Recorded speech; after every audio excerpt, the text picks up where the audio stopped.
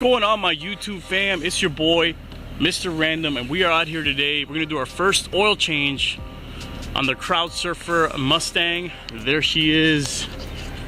One thing that I hate is that this car is so low. Actually, that's why I didn't get I really don't like low cars. Check out what I had to do to this thing. Check this out.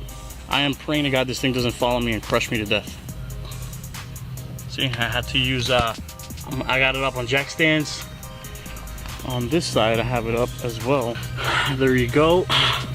Now I'm not the smallest of guys, as you guys can see from my physique, and I'm gonna have to fit in there. Look at this. Yo, there is no space for me to fit in there. Check that out. So I'm gonna have to crawl in there and get to the plug and all that stuff. I'm gonna take you guys along for the ride. Let's get right into this. All right, so since I don't want to get crushed to death, and this isn't like a mechanical garage or anything like that, I'm gonna use this jack right here. It's crazy how I'm matching completely with everything. The car is red, the jack is red, my shorts are red. I didn't do this on purpose. I just woke up like this. I'm gonna use this jack to support it just a little bit more so I don't get crushed to death, because this seems to be the side that leans in the most for some weird reason. Let's get started. All right, so if you guys have never seen how an oil change is done on a SN95 Mustang GT, well, stick around. First things first is obviously safety first, because believe it or not, oil actually can cause cancer if it comes in contact with your skin, and we don't want that. I want to be able to drive this car for many years.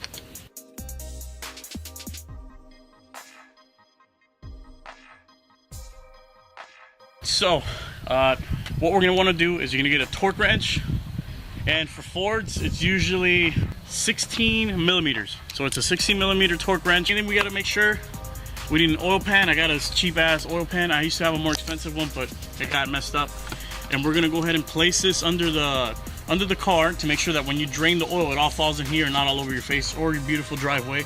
So what I'm going to do is I'm going to grab that camera, and you guys are going to come inside with me. That's what she said. All right, let's do this shit. All right, so there it is, guys, right there. That's the plug that we have to unscrew, and all the oil is gonna drain and fall into the pan that I have set up right here. Okay, so let's go ahead and start unscrewing. I already got it loosened up. There it is. Now what I like to do is I like to do the rest by hand, because you don't want to drop that in the oil pan.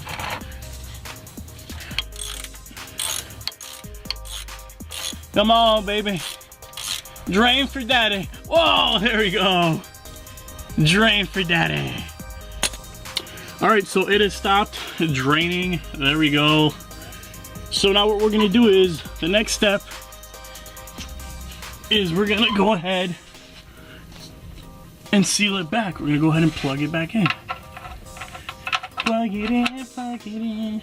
So once you drain the front part, remember, because Ford is special, there is a rear oil pan drain plug right there that you gotta undo. So let's get right into that. All right, so we put the plug back into the oil pan, and we plugged that up after we let it drain out. Next thing you got to do is you got to replace the oil filter. And for Ford, well, you should use Motorcraft. Don't use Fram or any of that stuff. That's not good. All that stuff is really cheap. They have a nice rubber ring sealer around the top, and it's pretty much what the manual says you should use. So we're gonna go ahead and put this inside. All right, so we're back inside under the Mustang. There's the oil pan plugged up, and there is our oil filter. We're gonna unscrew it. It's gonna drain right out into the pan, and we're gonna replace the new one in there. Screw it all the way just in a weird spot.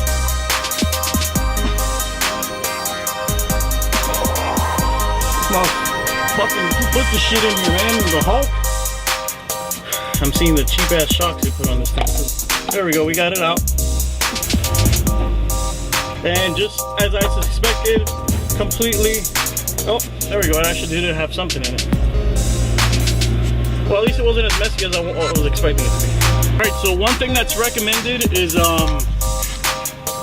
fill up half of the oil filter, you fill it up with some oil. So we're gonna go ahead and do that real quick.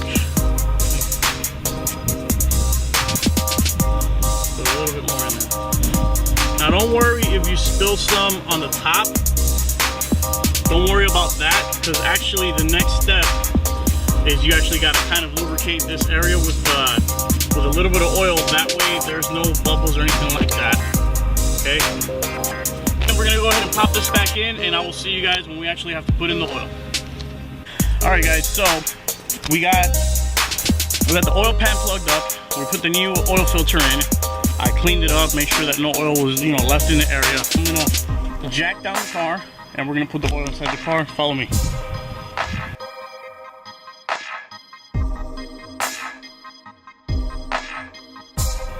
Go ahead and put this bad boy down.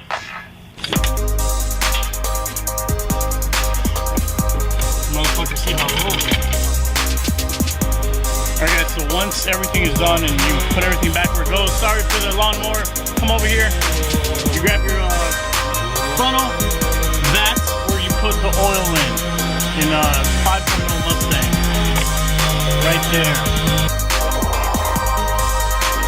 Alright guys, so the master mechanic from AutoZone said, I'm just kidding, there is no master mechanics at AutoZone. I picked up this little bottle of bars leaks. It pretty much stops any small engine oil leaks that you might have.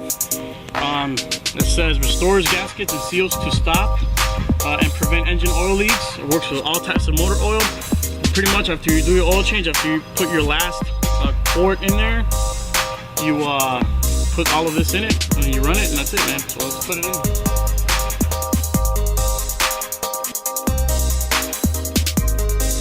That's all she wrote. Tap.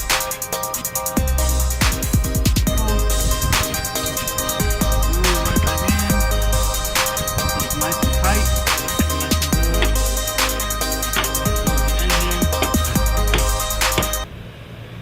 We're gonna see if this thing starts up.